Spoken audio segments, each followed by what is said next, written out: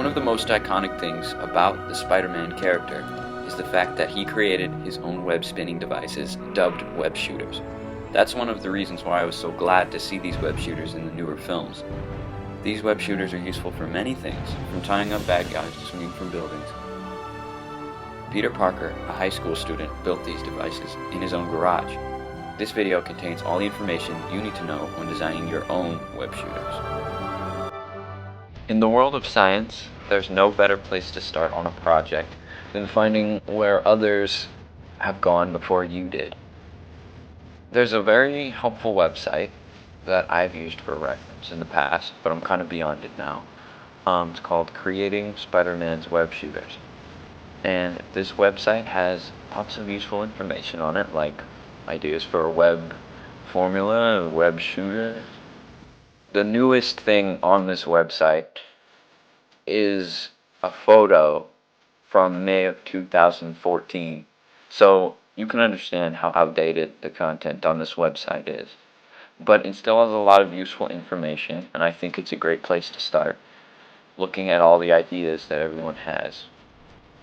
I've personally never posted on the website, but many people have used it, and it's a good place to gather intel. There's also a channel on YouTube that is kind of small, but the person who owns it is kind of devoted to making a web shooter, and recently started posting content again. Go visit this channel. It's called Spider Device.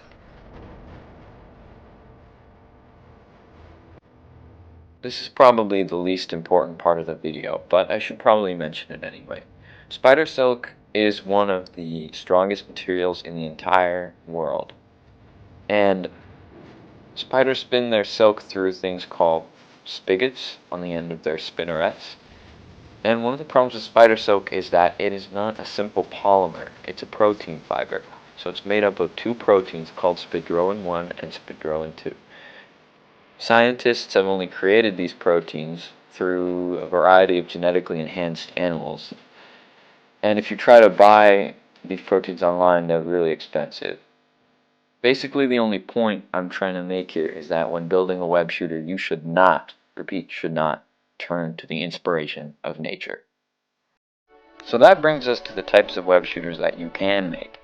Now, there are two types of web shooters, the ones that are basically grapple guns, and then the ones that actually fire liquid that transforms into a solid rope.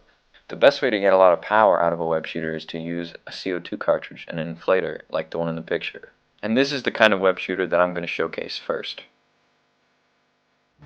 So this is a web shooter that I built that runs on a CO2 cartridge inflator as a valve. The trigger is run by a simple pulley system with an IMA of 2, and it's basically mounted on two socks with holes in it.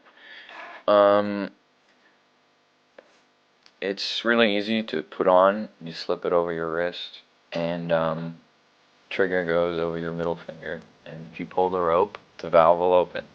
It's that simple.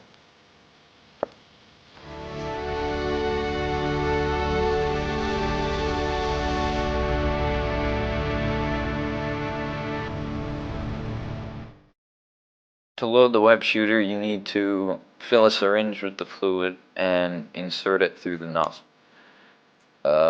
I'm just using water here because this web shooter hasn't yet been tested with any kind of polymer wedge formula solution, so I'm just using water. It can hold about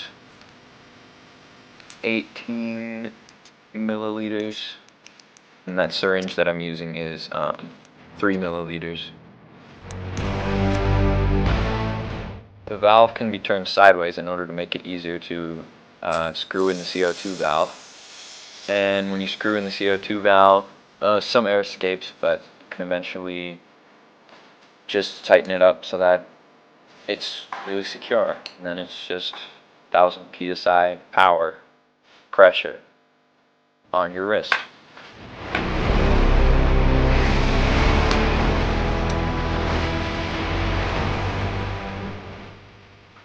So we're ready to shoot it, and let's see how far it can go.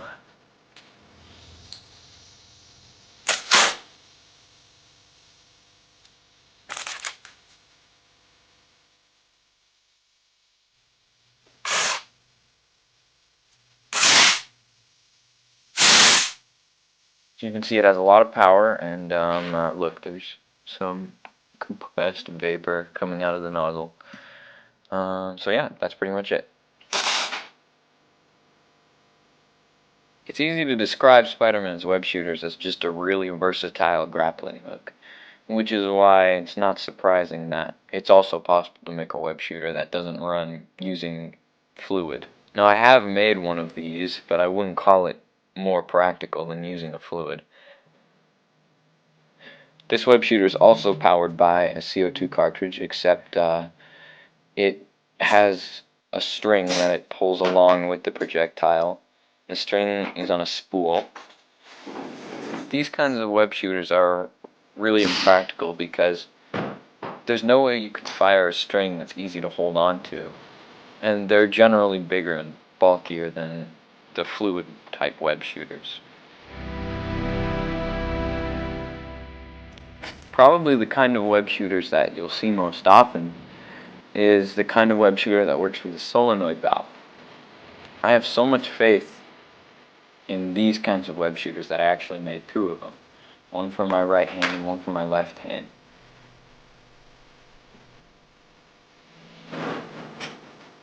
Now the web shooter by itself, without the canister and the battery, is actually quite small and concealable. But I wish it were that simple.